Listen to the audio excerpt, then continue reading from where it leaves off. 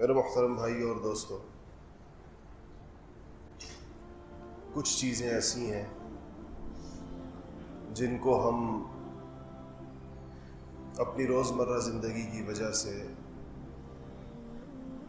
میں عام بات سمجھتے ہیں. ہمارے خیال میں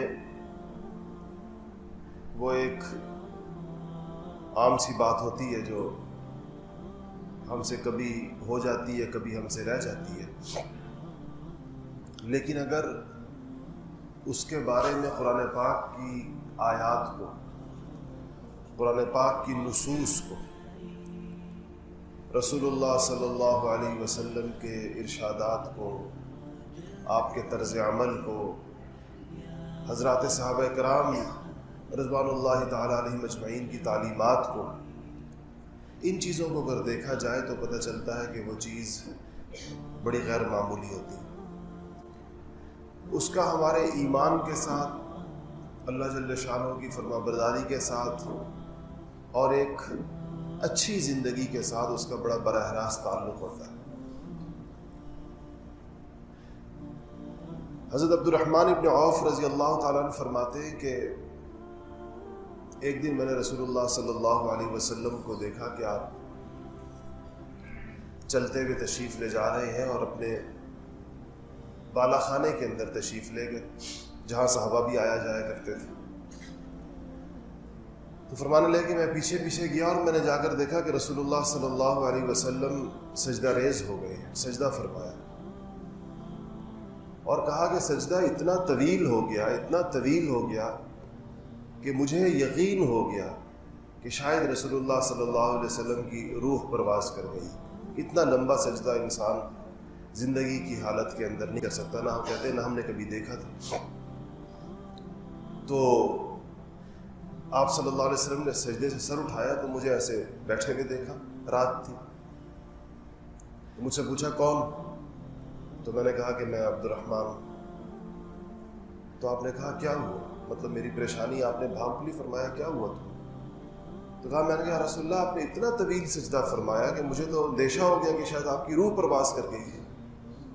تو آپ صلی اللہ علیہ وسلم نے فرمایا کہ ابھی جبرائیل آئے تھے اور انہوں نے مجھ سے یہ کہا کہ اللہ جل شانہ فرما رہے ہیں کہ جو شخص آپ کے اوپر درود بھیجے گا تو میں اس کے اوپر رحمتیں بھیجوں گا، اور جو آپ پر سلام بھیجے گا میں اس پر سلام بھیجوں گا. یہ اس کا شکر تھا جو میں ادا کر رہا تھا کہ اللہ تو نے مجھے یہ مقام عطا فرمایا ہے کہ جو مجھ پر سلام بھیجے گا، اللہ نے کہا کہ میں اس پر سلام بھیجوں گا، اور جو آپ پر درود بھیجے گا میں اس کے اوپر رحمتیں بھیجوں گا.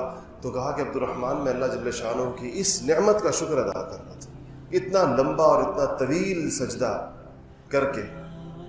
تو انبیاء علیہ الصلوۃ والسلام تو معصوم عن الخطا ہوتے ہیں، ان سے گناہ نہیں ہوتے، ان سے خطائیں نہیں ہوتی. اللہ جل شانہ کے معاف کردہ اور اللہ پاک بخشے بخشائے. اللہ پاک نے فرمایا کہ ہم نے اگلی پچھلی آپ لوگوں کی اگر کچھ ہو بھی تو اس طبقے کی ساری معاف فرما دی. لیکن طبیعت کے اندر جو شکر کا جذبہ ہوتا ہے، ایک اور حدیث میں آتا ہے کہ ایک شخص آپ کی خدمت میں حاضر ہوئے اور آپ نے اس کو ایک کھجور دی. تو اس نے ایک کھجور ہاتھ میں، اس کو جب ملی تو اس کو الٹ پلٹ کے دیکھا اور اس کو کم سمجھ کر پھینک دیا. اور تھوڑی دیر کے بعد ایک اور شخص آئے تو آپ نے اس کو بھی ایک کھجور پیش کی.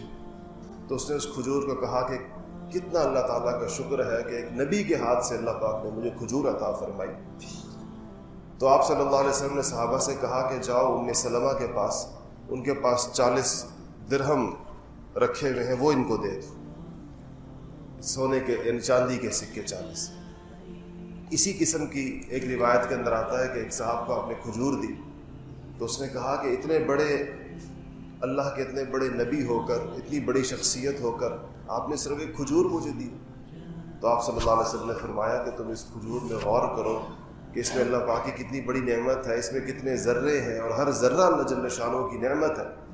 تو یہ در حقیقت ان حضرات کی تربیت تھی جو آپ کے دائیں بائیں رہتے تھے کہ ان کو چھوٹی سے چھوٹی نعمت کے بارے میں یہ احساس ہو کہ اللہ جل شانہ کی طرف سے ہے اور اس کا شکر ادا کرنا اس کو بڑھائے گا، اور اس کی ناشکری کرنا اس کو بھی ختم کرے گا، اور اس کے علاوہ اور بے شمار نعمتوں کے ختم کرنے کا بھی سبب بنے گا۔